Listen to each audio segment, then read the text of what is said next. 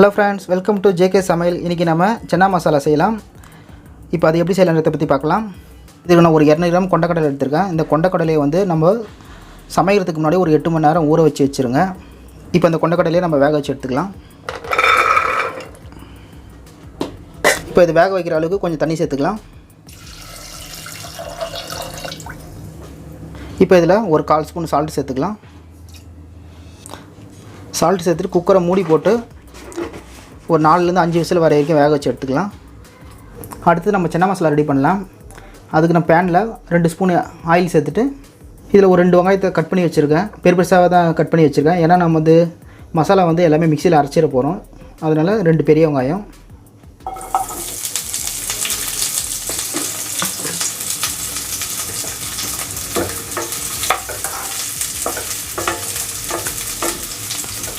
அடுத்தது 4 பல்லு பூண்டு, ஒரு சின்ன துண்டு இஞ்சி.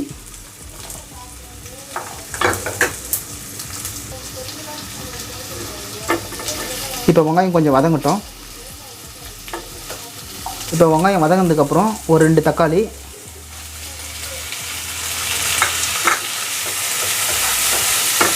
இப்போ கிளறி விட்டுட்டு நம்ம மசாலாலாம் சேர்த்துடலாம்.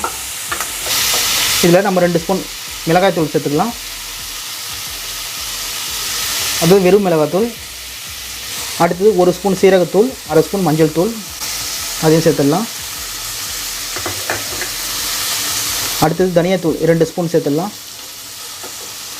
அடுத்தது கரம் மசாலா 1 ஸ்பூன்.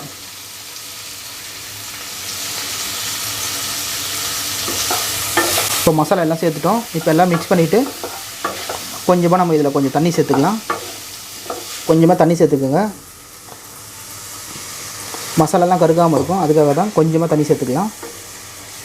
இப்போ இந்த தக்காளி வெங்காயம் கொஞ்சம் வதங்கட்டும்.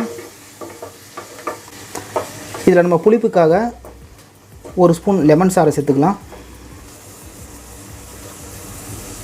லெமன் சாறு சேர்த்துட்ட பிறகு நம்ம மூடி போட்டு வச்சிடலாம். ஒரு 5 மினிட்ஸ் ஆகட்டும். இப்போ 5 மினிட்ஸ் ஆகிடுச்சு. பாருங்கள், தக்காளி வெங்காயமாக வதங்கிடுச்சு. இப்போ இதில் கொஞ்சம் சூடு ஆறின பிறகு நம்ம மிக்சியில் போட்டு பேஸ்ட்டை அரைச்சி எடுத்துக்கலாம். நம்ம ஃபஸ்ட்டு சன்னா மசாலா ரெடி பண்ணோம். அடுத்தது இப்போ நம்ம கிரேவி ரெடி பண்ணிக்கலாம். அதற்கு ஒரு 2 ஸ்பூன் ஆயிலை சேர்த்துருங்க. இதில் ஒரு பிரிஞ்சி இலை, ஒரு துண்டு பட்டை, 3 கிராம்பு, 3 ஏலக்காய், ஒரு நட்சத்திரப்பூ 1. அடுத்தது 1 ஸ்பூனு சீரகம். அடுத்தது 2 பச்சை மிளகாய்.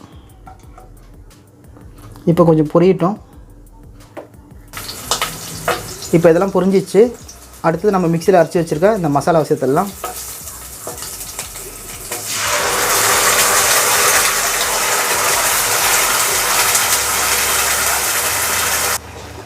இப்போ நம்ம அரைச்ச பேஸ்ட்டை சேர்த்ததுக்கப்புறம் நம்ம வேக வச்சுருக்க கொண்டக்கடலையை சேர்த்துடலாம்.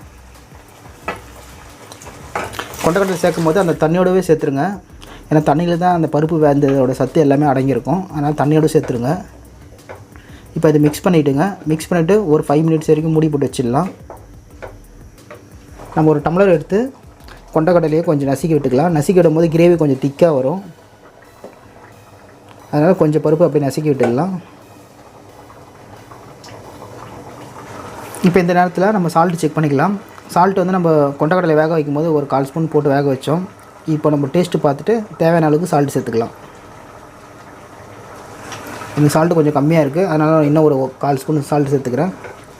சால்ட்டு சேர்த்து நல்லா மிக்ஸ் பண்ணி விட்டுட்டு ஒரு மூடி போட்டு ஒரு 5 மினிட்ஸ் வரைக்கும் இந்த கிரேவியை நல்லா கொதிக்க விடலாம்.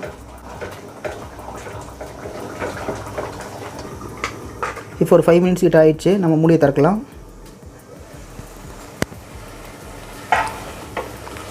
பாருங்கள், சன்னா மசாலா கிரேவி ரெடி ஆகிடுச்சு.